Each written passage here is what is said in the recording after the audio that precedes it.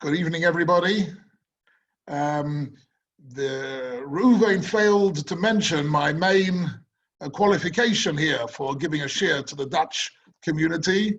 And this is my wife, Fia Evers, who some of you might know. Hi. So really, I should really be speaking in Dutch, you know, because of my Dutch connections. But I think I'll probably be better speaking in English. But this is my yichus, my Dutch yichus is my Rebbetzin, who I think is known to some of you, and maybe my parents-in-law, Sjioeriem Livracha, Hans and Bluma Evers from the Dutch community, my parents-in-law, very, very chashuva people. And therefore it's a special pleasure this evening to have an opportunity to give a shir to the Dutch community. Also, I chose my subject this evening, which is called the five lights of Judaism. One of the reasons I chose it, I suggested a few possibilities. One of the reasons is because tonight is Lag BaOmer, and Lag BaOmer is one of the minor festivals, if you like, of the Jewish calendar, a minor yontif. Connected to Rabbi Shimon Bar Yochai, the Yahrzeit Rabbi Shimon Bar Yochai, who lived about 1900 years ago in Israel and was one of the Tanoim, one of the authors of the Mishnah, and was reputedly the author of the Zohar and one of the founders of what we call Kabbalah, the Torah. The mysticism of the Torah was founded by the Sjioer Bar Yochai, and he was referred to in many ways as the light. In fact, the word Zohar, the name of the book that he wrote, means radiance, means light. And he's referred to as the Butzina Kadisha, meaning the holy spark of light that was brought into this world by Rabbi Shimon Bar Yochai, and which has been continued throughout the ages by great Jewish leaders, particularly those leaders who've engaged in Kabbalistic thought, people like the Baal Shem Tov, the Baal Tanya, and other great teachers of Kabbalah and mysticism. But you can rest assured that my share this evening is not going to be Kabbalistic. So you can breathe easily, you can be relaxed. I don't intend to engage in the teachings of Kabbalah. It's not a field in which I am really properly trained. But it is important to mention Rabbi Shimon Bar Yochai and Lag BaOmer, and mention that he really lit a flame in the minds of Klal Yisrael. And there is something quite interesting to notice here about Rabbi Shimon Bar Yochai, which I'd like to touch upon as a bit of an introduction to my shir, and that is that generally speaking, if we look in the halacha and in the Talmud, we find that a Yahrzeit is usually commemorated as a bit of a sad day. There are people who fast on the Yahrzeit and who visit the Beis HaKvaros, and for example, the 7th of Adar, which is the Yahrzeit of Moshe Rabbeinu, is considered to be a day, is not a happy day, it's a sad day, and yet the Yahrzeit of Shimon Bar Yochai is celebrated as a mini yontif. Exactly why is this? And so this question is looked at by some of Chazal, and one of the answers given, in the writings of Tzadok HaKohen of Lublin, one of the great Hasidic leaders of the 19th century, he says like this. He says that actually the difference between, for example, the Yahrzeit of Moshe Rabbeinu and the Yahrzeit of Shimon Bar Yochai is the difference between Torah shebichtav and Torah sheba'al peh. There are, in fact, two different dimensions to the Torah that we have. The Torah shebichtav happened once, 3,500 years ago. We had the Matan Torah at Har Sinai, and that was Moshe Rabbeinu. And that just happened once. But there's something else called Torah sheba'al peh. And Torah sheba'al peh means all the accumulated knowledge and wisdom of great Jewish Talmidei Chachamim and scholars for the last millennia, for the last 3 millennia. That's called Torah Shebaal Peh, and that accumulates and that grows. And the person who represents that more than anybody else really is the authors of the Mishnah. The Mishnah was the very first part of Torah Shebaal Peh that was recorded bichtav, was recorded in writing, and the central figure of the Mishnah is Rabbi Akiva. However, so the Mefarshim say they didn't want to celebrate the Yahrzeit of Rabbi Akiva because he died al Kiddush Hashem. He died a martyr's death in the hands of the Roman persecution, the Hadrianic persecutions after the Bar Kokhba revolt. But the main star pupil of Rabbi Akiva was Rabbi Shimon Bar Yochai.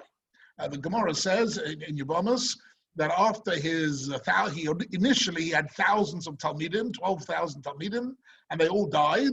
And then he decided he's going to start again. He's going to build a new yeshiva.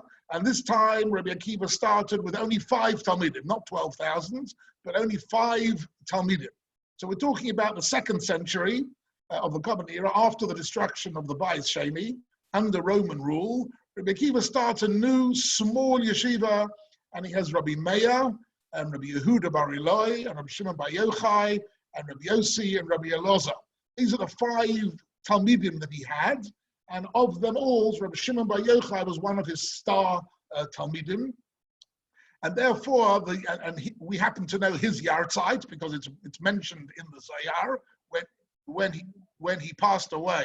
When Rabbi Shimon Bar Yochai died, this was his Yahrzeit on Lag BaOmer. So we celebrate Lag BaOmer, in a sense, is a celebration of a few things. First of all, it's a celebration of the survival of Torah Shebaal Peh, survival of the orally transmitted Torah, despite all the persecutions and all the difficulties.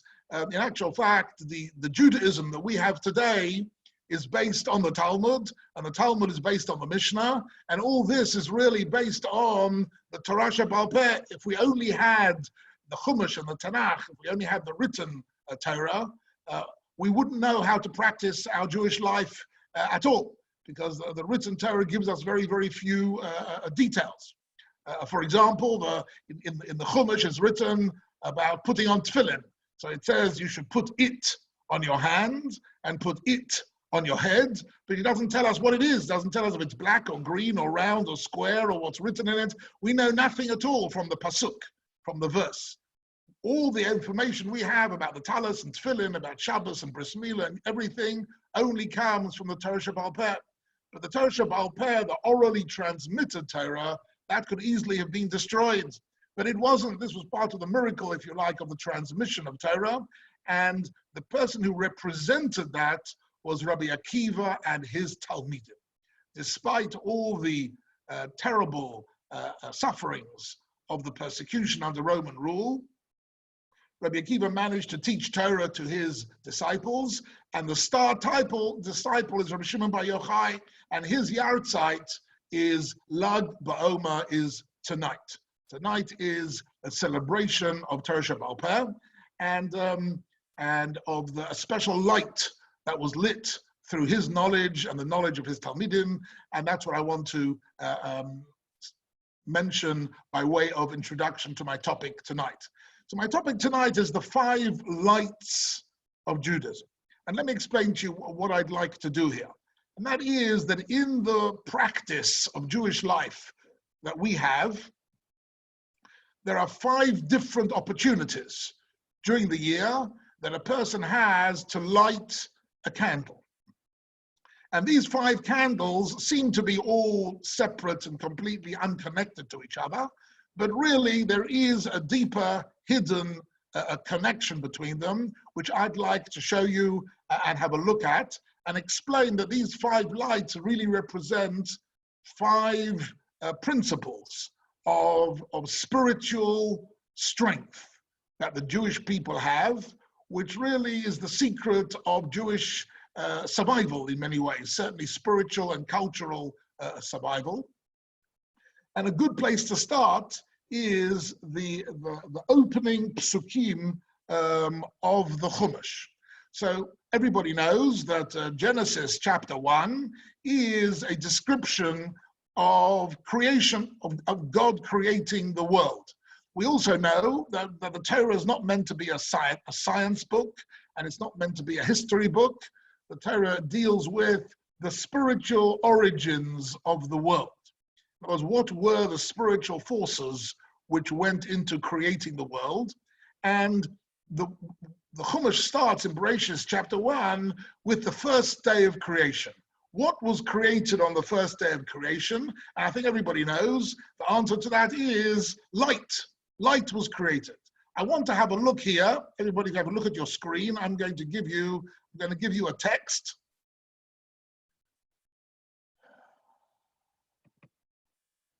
Right. I'm hoping that you can see this text. This is the text, the first 5 psukim of the Chumash, which I'm going to read and translate for you. What I'm particularly interested in is one thing, that according to the way in which the Torah describes the creation of the world, on day 1, the first day of the 6 days of creation, there was only one thing that was created, and that is light. Light was created first, right?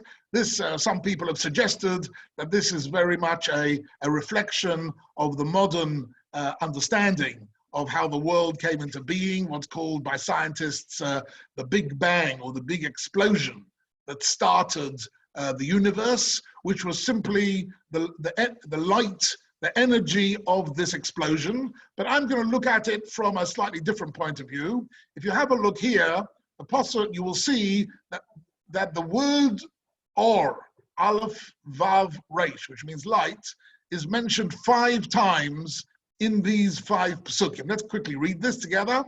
So the first pasuk reads, Bereshis bara Elohim es hashamayim ve'es haaretz. In the beginning, God created heaven and earth. Va'aretz haisa tohu v'vohu v'choshech al pnei sahaim.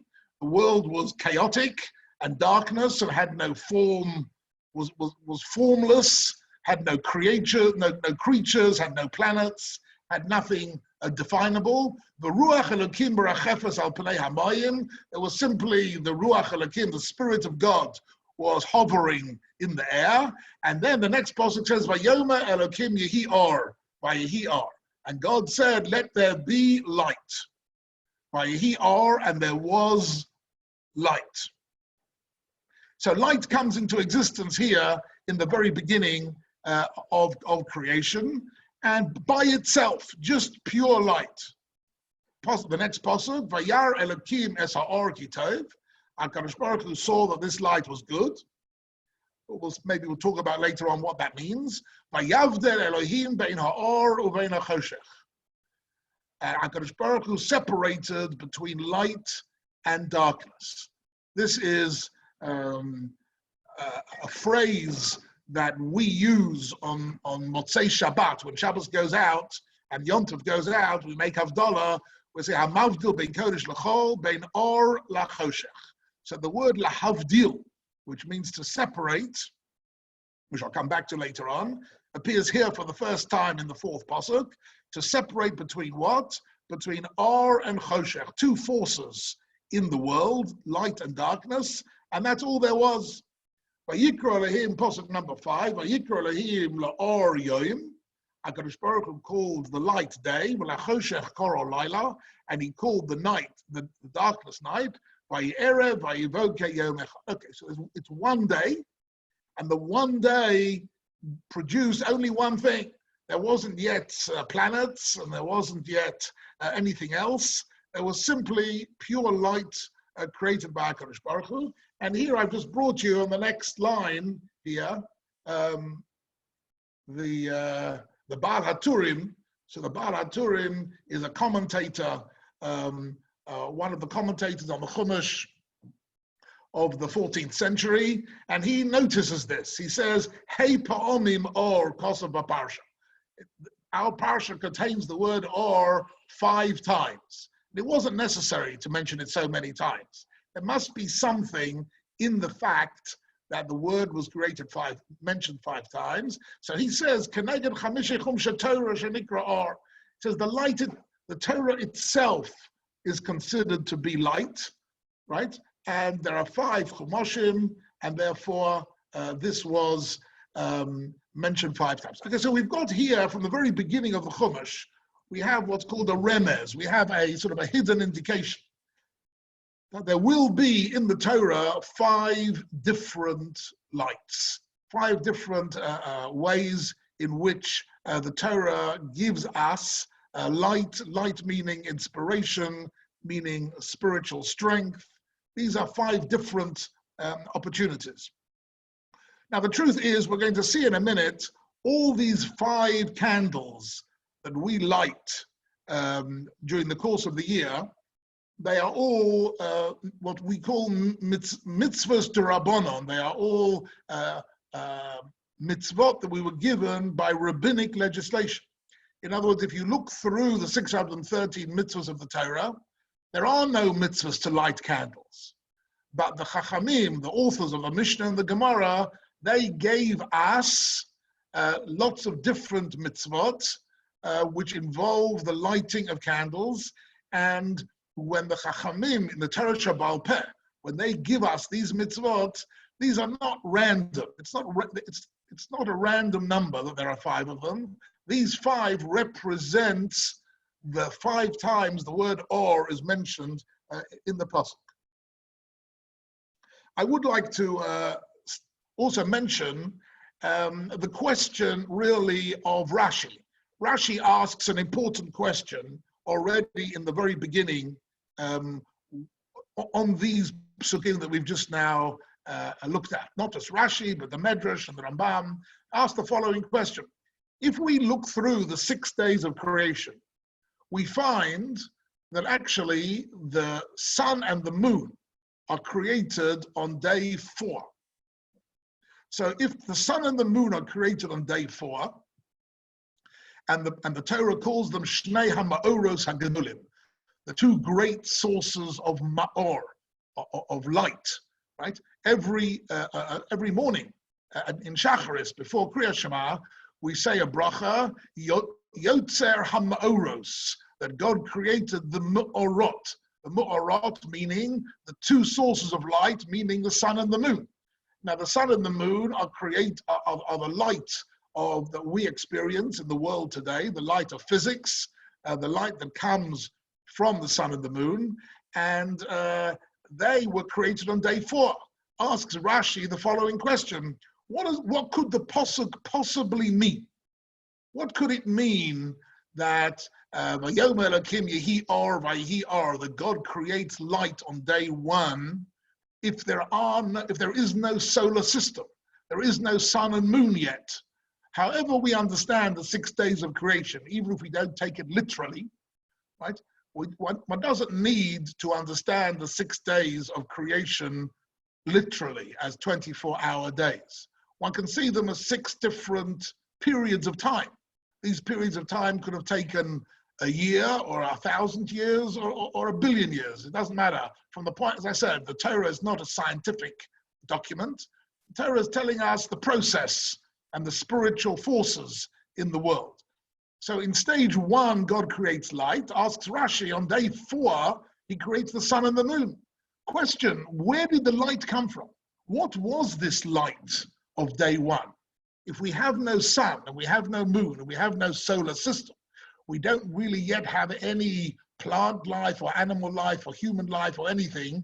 What is this light? What is it? That's Rashi's question. Quoting the Medrash. Says Rashi that this light actually was not the light that we experience in the world that we are familiar with. When we make a bracha of Hameya La'oretz Madorim Oleh, we thank God for giving us light in this world. That was the light of day 4.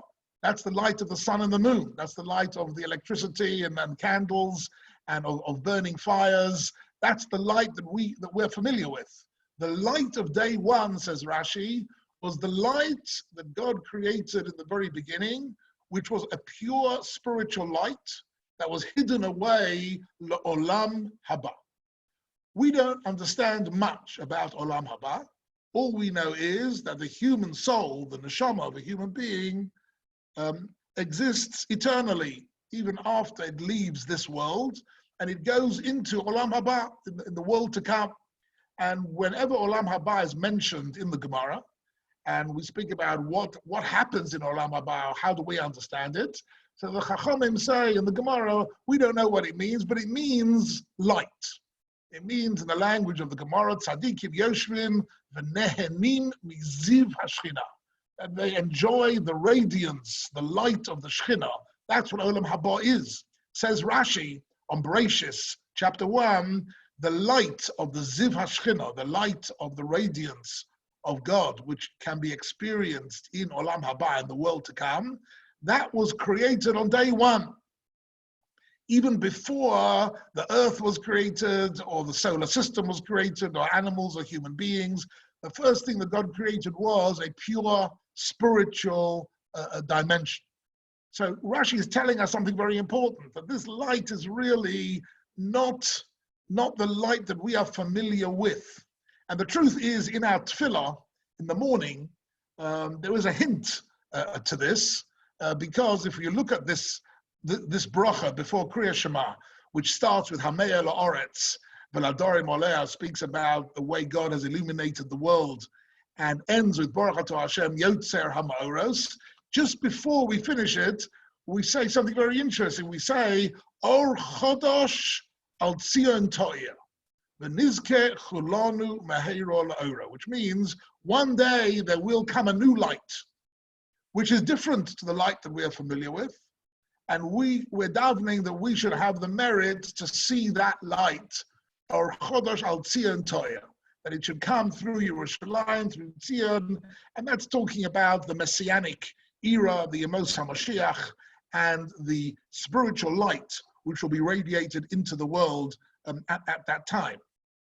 So why do I mention all this? Because we see clearly that when the Chumash speaks about light on day one, it can't mean the light of physics and the light of the sun and the moon, because that was only created on day 4.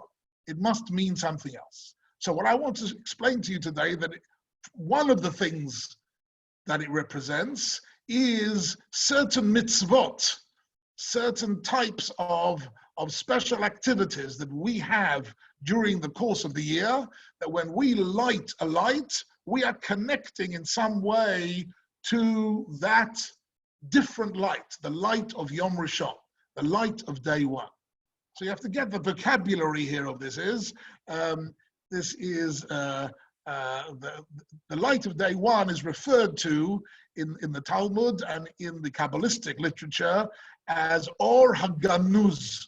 Ganuz means, Or HaGanuz, Ganuz means hidden away, the light that was hidden away. And Rashi uses the word Ganuz, comes from the word Geniza. Geniza means to hide away things which have Kedusha to them, and we don't want them to be damaged, and that's a Geniza. But Or HaGanuz means the hidden light. The hidden light of the world was created even before the physical world was created. Even before the physical world was created, the physical world was only created on day 2, 3, 4, 5, and 6. These are the days of the physical world, but there was a spiritual world, the world of Olam Haba. The light in Olam Haba was created already on day 1. And there are certain moments. For example, the Chazal tell us that at the time when there was a Beis Hamikdash, when a temple was built in Jerusalem, and the Kohen Gadol went to light the menorah in the Beis Hamikdash, when they lit the special oil lamp in the Beis Hamikdash, the light that came out of that menorah wasn't ordinary light, wasn't the ordinary light of physics, it was the light of the Or HaGanuz. And in actual fact, people who walked into Yerushalayim at the time when there was the Beis Hamikdash could feel it was a different light. Now, quite frankly, I don't quite know what that means exactly. You have to speak to artists, great artists speak about this sort of light and that sort of light and the other sort of light. Most of us only know whether it's light or whether it's dark.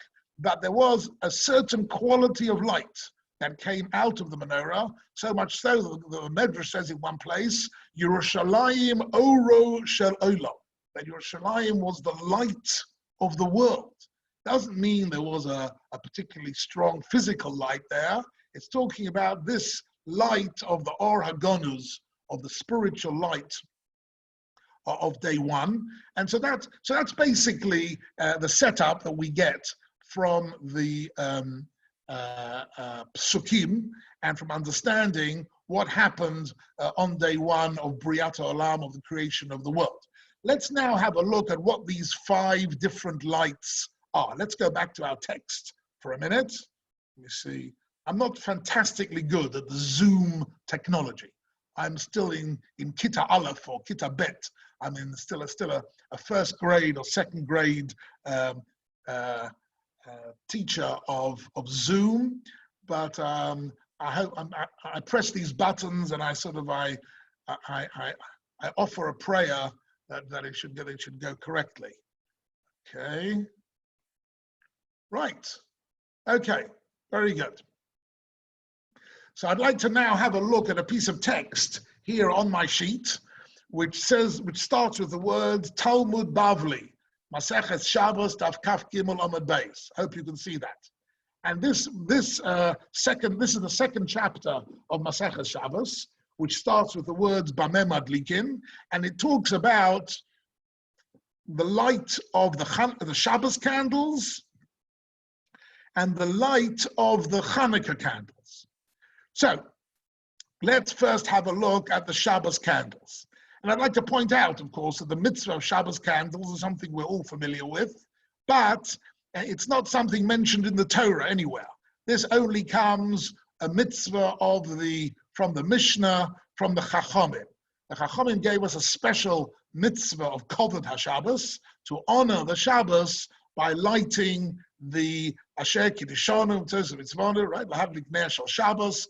That is, and the Gemara here, Omar Rava, can you see this? The first line underneath the words Talmud Bavli says, Pshito Li. He says, this is obvious to me that Ner Beso, so I've underlined these 2 words, Ner Beso, which means the light, the candle of his house, of the Bayit.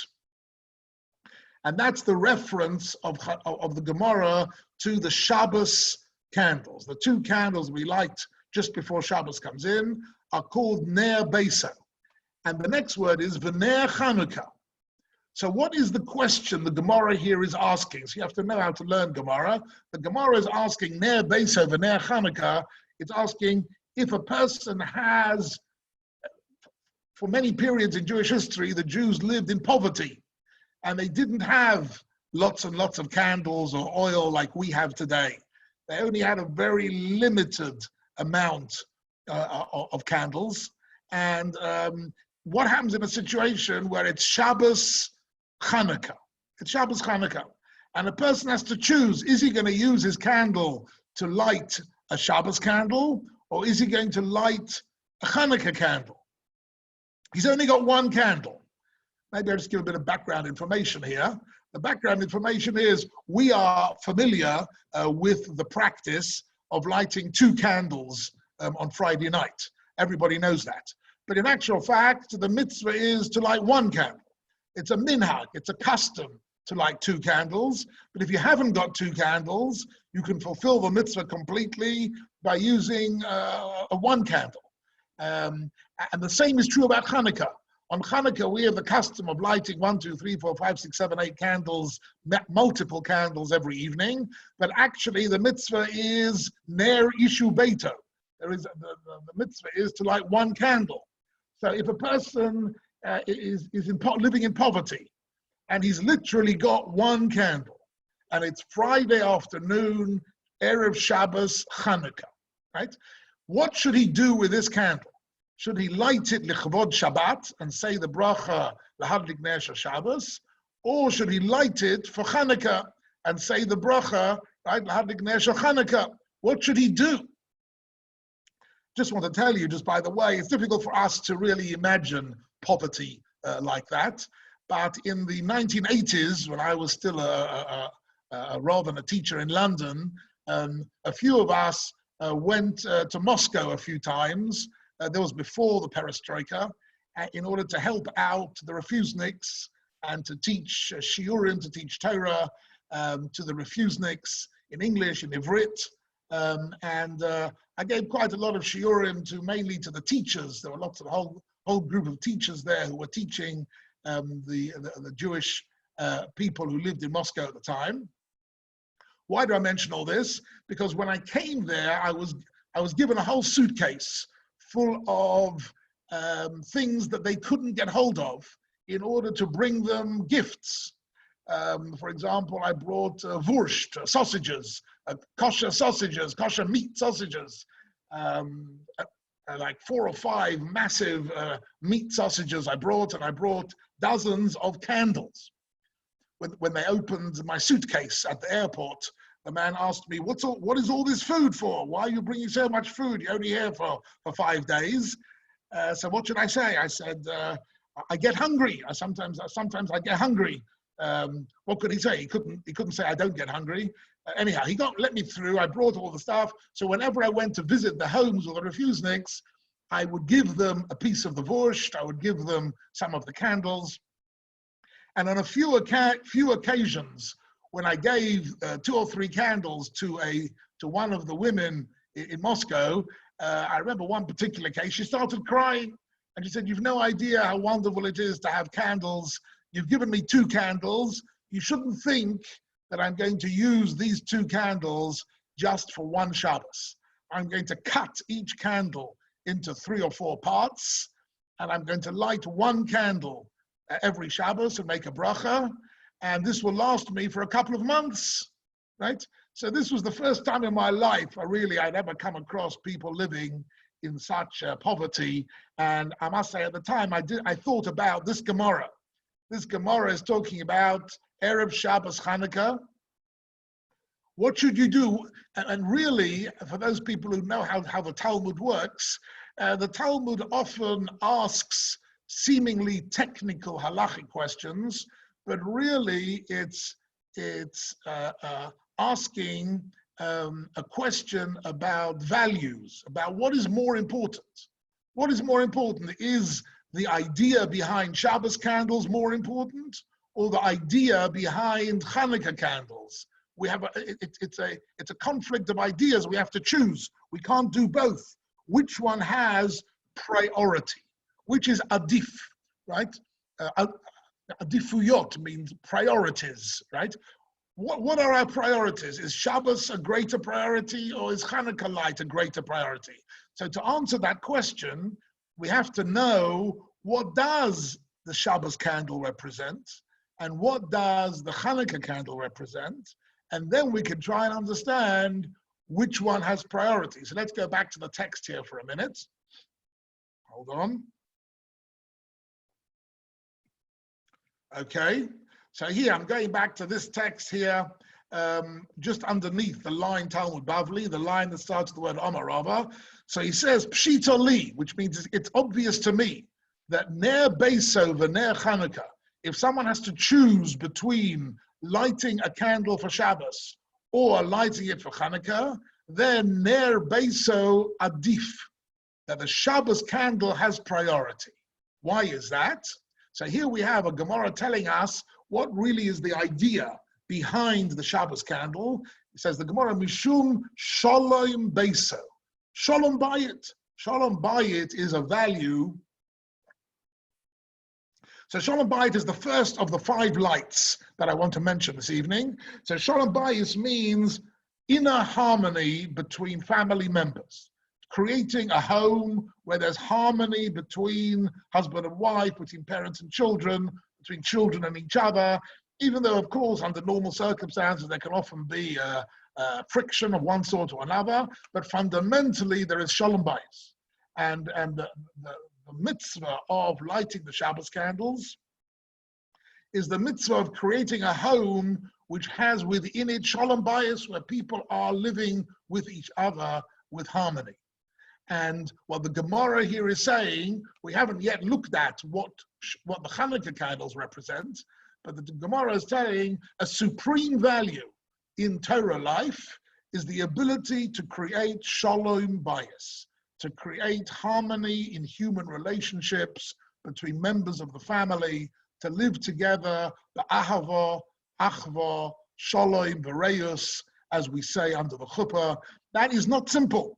And anybody who's been a husband or a wife for years knows that this is sometimes a challenge, sometimes difficult to do.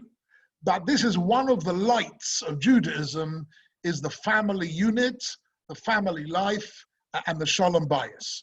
So we've discovered one of the lights of Torah, and we're now going to continue, and we're going to have a look at more. So now the Gemara asks in the second line after the word Talmud Bavli, the line that starts with the word Bo'i Rava. Rava now asks a different question. Ner Chanukah v'kiddush hayom mahu. What happens if somebody has to choose between somebody, it's Erev Shabbos Chanukah, and he's only got 5 shekel, and he has to choose between either buying a light for Chanukah lights or to buy wine for Kiddush? What should he do? He hasn't got enough money also for Chanukah lights and for Kiddush. So here again, the Gemara is using a technical decision to reflect a value conflict.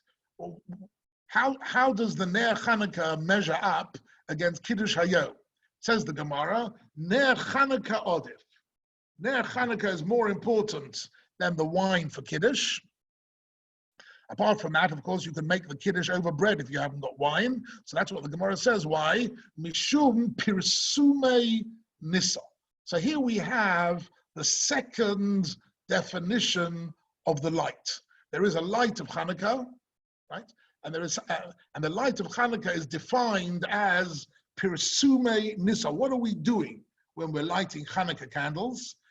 So I'm not going to go into it now. That's quite a lengthy subject. But the underlying idea between Hanukkah candles is the inner pride, the pride and the certainty that Jewish people have about their Jewish identity and the Jewish destiny and the contribution of the Jewish people to mankind and the importance of Jewish life. Even though in many centuries it's been hard to be Jewish, and many people have left Judaism because it was too hard for them, and they've assimilated, or they've simply been lost to Klal Yisrael. But there's always remained an inner core of the Jewish people who has retained Pirsume Nisa. And that's meaning the pride and the certainty of our Jewish identity. And that's why we light the Hanukkah candles, if we can, in a way that it shines out into the street. It's a message for the people outside in the street, both the Jews and the non-Jews, right? And some people in some countries, they have the custom to build menorahs in the public square, I'm sure you've seen the Chabad menorahs. And anyone seen some of these massive Chabad menorahs? I don't know if you have them in Amsterdam. Are there any in Amsterdam? They make a menorah in the public area in Amsterdam. I know in London they make a menorah in Park Lane, in the most one of the most prestigious streets in the whole of England, in Mayfair. They make a menorah which is like 20 meters high, and in Berlin they make massive menorahs. In most cities in the world, Chabad make massive menorahs, not in people's homes, but in the public domain. Why do they do this? What's the point of this? The answer is that this piece of Gemara has told us that the power of the menorah, the Hanukkah menorah, is Pirsume Nisa, to tell everybody about our pride and our self. We're not trying to hide as members of Am Yisrael. We're proud of it. We want to tell everybody about it. We want to tell everybody that the Jewish people we've got something unique about us, and something that we want to communicate to the rest of the world. Somebody has just texted me that there is one in Amsterdam and also in other cities in Holland. There are these menorahs, but the idea behind it is Pirsume Nisa. If you're familiar with the word pirsum in modern Hebrew, pirsum means publicity, to publicize, to make something well known. So pirsum in this means the nes. What is the nes? Frankly, in this particular case, the nes is the survival of the Jewish people. That Am Yisrael are indestructible, that we can't, that despite all the efforts, right? Shebachol dor vador omdim aleinu l'chalo yiseinu, v'akadosh baruch hu matzileinu miyodom, as we say on Seder night. That's the nes, and that is something supernatural, and that's what we're celebrating on Hanukkah: the ability of Klal Yisrael to maintain that certainty and that pride in every generation. So here we have the Gemara is saying, and so now if you look at it that way, this piece of Gemara becomes much more interesting. The Gemara is asking, if you have an opportunity to express shalom bias, or you have an opportunity to express your pride as a Jew, which one takes, if you can't do both, 99% of the time we can do both. We have Ner Shabbos and Ner Hanukkah. In all Jewish homes that I've ever seen and ever heard of, you have both. And the Gemara is asking a theoretical question, like a borderline question.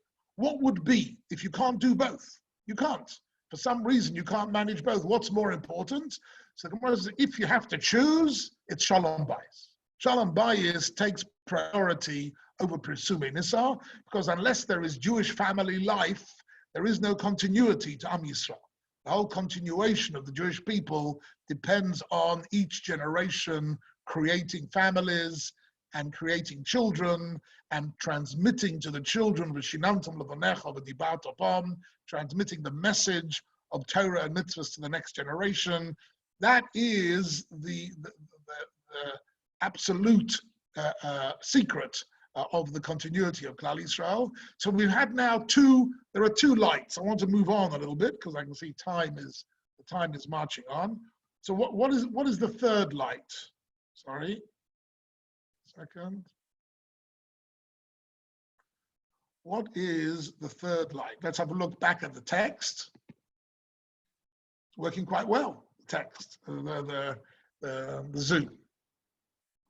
What is the third light? So the third light is Havdalah Umotzei Shabbos. Can you see this here in the middle of your text? We light a candle for Havdalah. There's one candle for Friday night candles, one candle on Hanukkah. Here's your third one.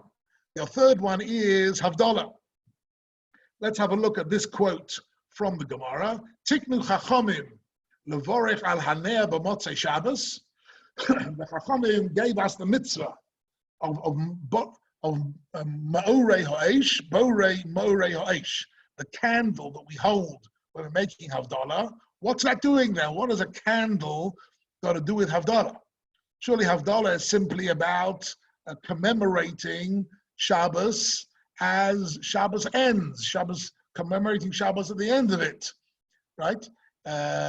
We make Kiddush at the beginning, right? The Pasuk says in the Ten Commandments, Zochor es Yom Shabbos l'kadsho, to remember Shabbos, to consecrate it. And the Gemara says, Zochrehu b'knisaso, v'zochrehu b'yitziaso. You've got to commemorate Shabbos when it comes in and commemorate it when it goes out. That is the mitzvah of Havdalah. What's that got to do with a candle? What is the candle on Motzei Shabbos? What's that all about? Say Chazal, Zeicha lekach shebemotzei Shabbos nosan HaKadosh Baruch Hu deya. Can you see I've underlined these three letters, Dalad Ayin Hey. HaKadosh Baruch Hu gave deya. Deya means understanding. A certain, what type of understanding? We'll see in a minute. HaKadosh Baruch Hu gave understanding ba'Adam Harishon, to Adam in the beginning of world history. The Hikish Shtei Abonim Zu B'Zu, and he rubbed two stones with each other. The Yotza Ha'esh, and he created fire. So here's an interesting thing. What is this Gemara referring to? If you look at Genesis chapter 1, Bereshis, the account of the creation of the world, nowhere is it written that God created fire.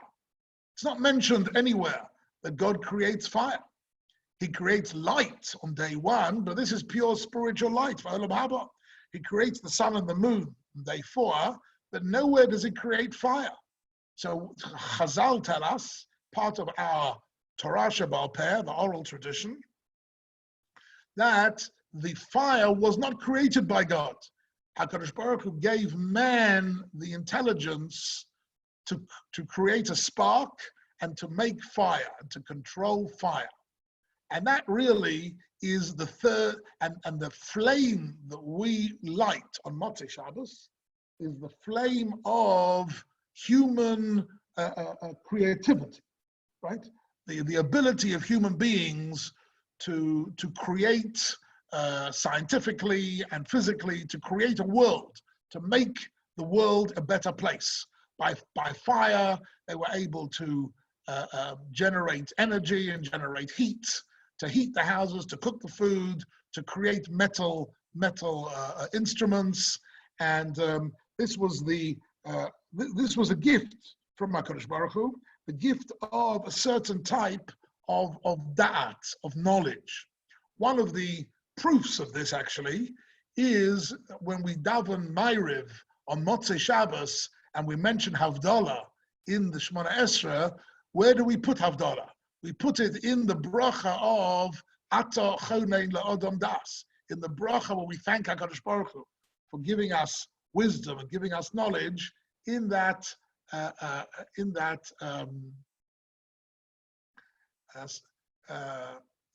moment of Motzei Shabbos, we can see, we remember the gift of da'at, and this is not intellectual, spiritual da'at. This is creative understanding of how to dominate nature, how to create fire, so that represents another level of human light, and that is the da'at, the human knowledge of how to make the world into a better place.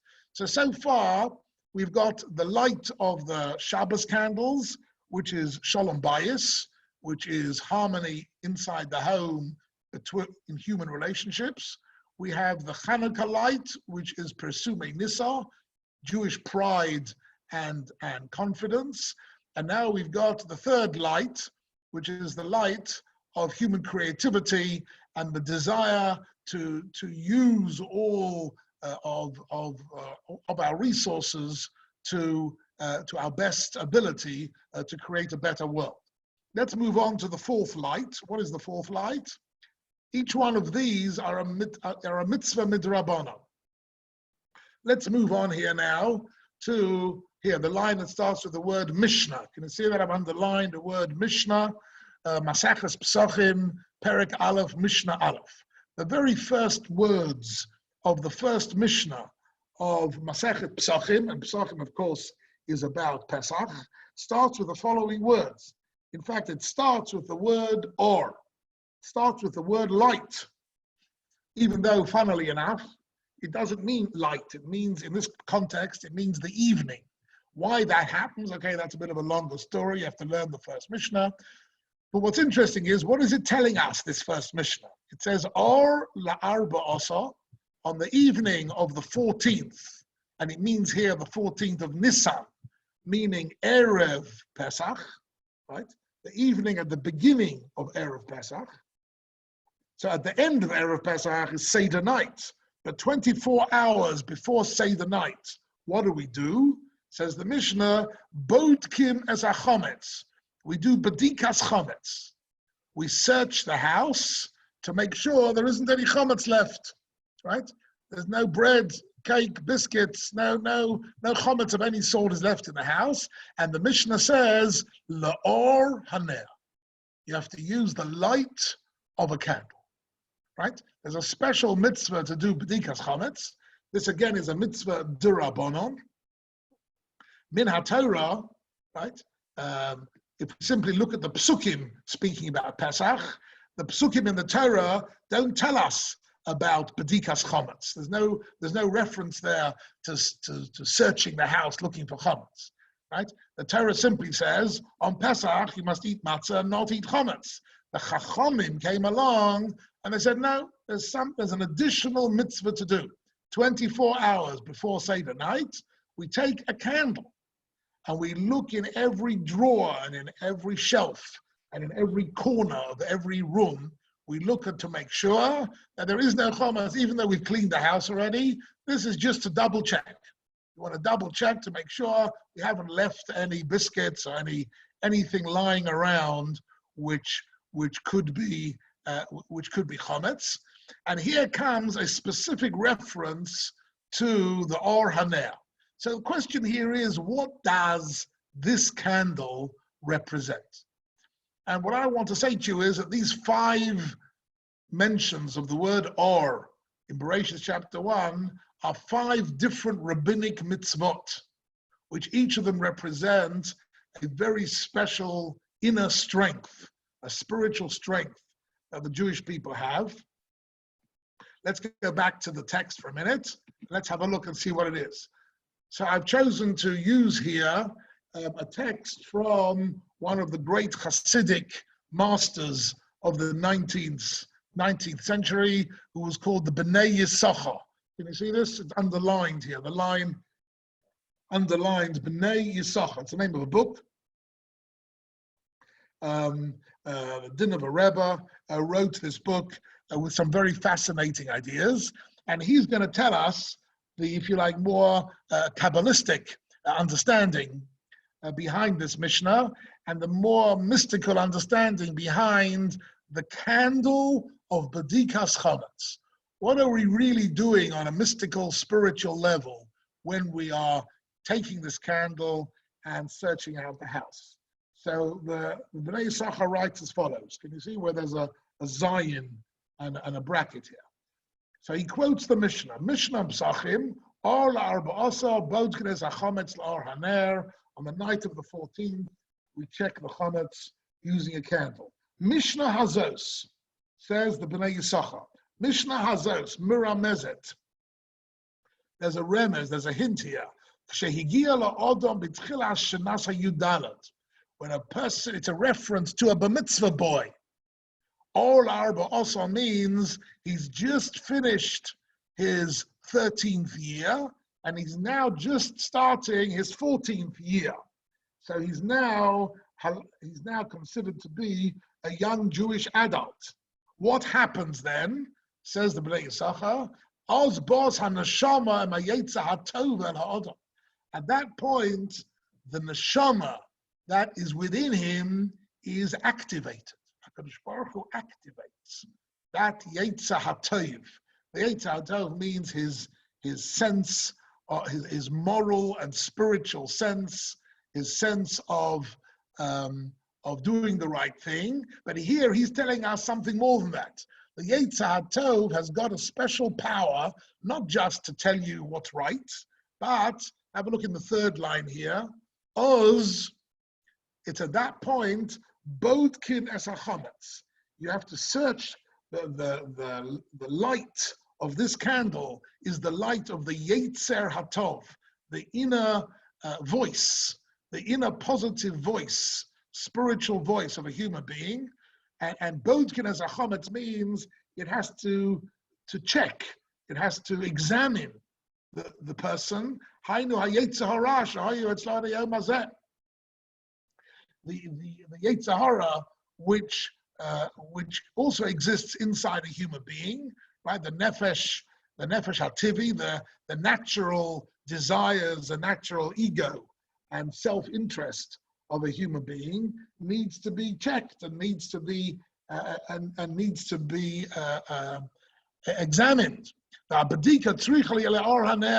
And you can only do this bedika la'or haner with the light of a candle, hainu la'or haneshama, and that is the light of the candle of the neshama. Shabbat ha'adam ner Hashem nishmasat. And he quotes a pasuk in Mishlei, which I brought you in the next line of the text. The next line of the text is that the neshama of a human being is referred to in Mishlei as the ner Hashem. So Shlomo HaMelech in Proverbs, in Mishlei, he says, Ner Hashem nishmasat. The real ner, the real candle in this world is the human neshama, the human soul, which is a little spark of eternity, which is a moral voice and a spiritual voice, is the voice that tells us what is important and what is right and wrong in our life. And that is the way in which we are, I'd say, so if you ask a question, what is this fourth light? So the Bnei Yisachar tells us this fourth light is the ability that people have to be self-critical, to bodkin es hachametz, the ability to check one's own midas, to check one's own personality. Am I sometimes getting angry unnecessarily? Am I sometimes too greedy? Am I sometimes too impatient? Am I sometimes too indulgent? Am I sometimes too lazy? All the negative qualities of the Yetzer Hara, the negative qualities which are natural to a human being, to have an ego, to be lazy or to be greedy or to be angry, needs to be checked. That is Bedikas Chomet, says the Bnei Yisachar. I think this is a brilliant piece of Kabbalistic symbolism, that when you're doing Bedikas Chomet, this represents something that which we do 365 days a year. We are self-critical. And all the books, the Sifrei Musa, why does someone learns the Mesilas Yesharim, or if he learns, for example, the Sefer HaTanya, of Shneir Zalman and Miladi, the Alter Rebbe, if we learn any of these Sfarim, they are all teaching us to do what? To be self-critical, to know how to evaluate ourselves and to check whether there's any chometz. Chometz here representing the negativity within the human being. See if I've got something in my hand. Excuse me a minute. So we've learned now about 4 candles. We've learned there are 5 candles all in all. There are 4 candles, and these are the 4 inner strengths of the Jewish people. The secret of the survival of Klal Yisrael is first the Shalom Bayis, which is strong family life. Second is the Presume Nisa of Hanukkah, which is the certainty and the pride of being Jewish, right? If you have a look here, the third one is the light of the Havdalah candle, which is of Da'as, of intelligence, which means a practical, scientific, building intelligence, how to make a better world. And the fourth one is the ability to be self-critical. That is the light, the candle of the first mission of Psachim of Bedikas Chametz. So what's the 5th candle? So have a look at the last 2 lines on this sheet. The last 2 lines are lines from Mishlei, from Shlomo HaMelech, Proverbs, which read, Ner Hashem Nishmas Odom, Chofes Kol Chadrei Bot. The real candle of God is the neshama, the eternal soul inside every human being. Ki ner mitzvah v'Torah or. And the light that we have in this world is the mitzvahs and the Torah given to us by HaKadosh Baruch Hu, the derech chayim techochos musa, and that gives us a moral and spiritual life. So you have here in these 2 psukim 2 types of light which are connected to each other. One is the soul of the human being, the Ner Hashem, and the next one is the Torah or, the light of the Torah. And the Medrash says something very beautiful. The Medrash on this says that HaKadosh Baruch Hu says to the Jewish people, Neiri biyodcha v'neirecha biyodi. I'm holding your Ner and you're holding my Ner. You're holding my Torah or, you're holding my Torah in your hand, and I'm holding your neshama in my hand. And that we're going to look after each other. And so therefore the 5th candle is the candle that we call the Yartzeit candle. The 5th candle that in Jewish practice is to light a candle to commemorate a neshama of somebody who was dear to us, who is no longer alive. As I mentioned, tonight we're lighting a candle for Shimon Bar Yochai on his Yartzeit, and that is the 5th light, the emunah that we have against all the atheists and all the materialists and the reductionists and all the materialist psychologists, all of whom who say there is no spiritual neshama. The secular world, the material world, the atheistic world all say the human being is just another animal in the animal kingdom. The emunah of Klal Yisrael is Ner Hashem Nishmas Adam, that within the human being there is a spark of eternity, of the light of God, and that we light a candle for a yahrzeit in order to symbolize that emunah, that belief that we've got. And that is the fifth and final belief, which are the 5 candles of Judaism. And that is the, I think I have to come, this is the end of the Sjioer, am I right? Have I come to the end? The end of the Sjioer. I hope you've enjoyed. I hope you've enjoyed. You can unmute people if you like. I hope you've enjoyed this Sjioer.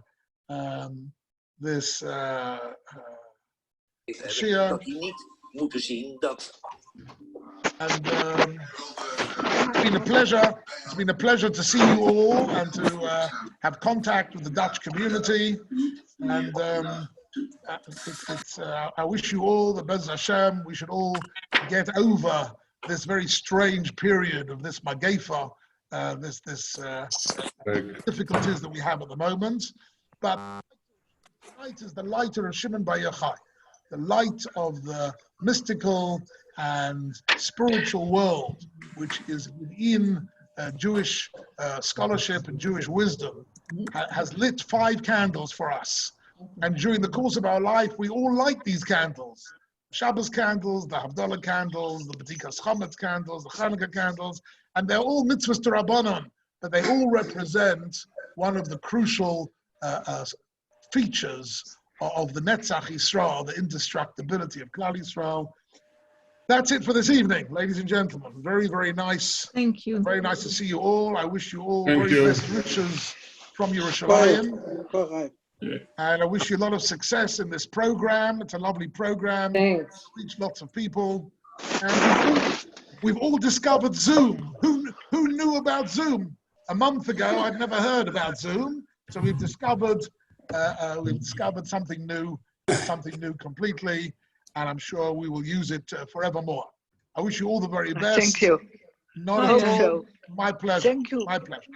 Well, Kimche, Scout, thank you very much for your inspiring Sjioer, and I think that you also have your smicha for Zoom. That went so smoothly. Thank you very much. Thank you. All the very best. All the best. Maybe there's some time for questions. But 1 second before the questions. For tomorrow night is Lag BaOmer Kumzit georganiseerd samen met Amos en meneer Kiva. Met onder andere een special guest Gazan Nachman en verder een Dvar Torah van Rav Menachem en Rachel Halperin. En dat is morgen om 8:30. Als er nog vragen zijn, dan... Rabijn Kimche is offline, dus en ik kan de vraag niet beantwoorden. Blijf gezond en tot morgen. Bye. Komt met hallo, hij neemt je mee. Overzichtelijk.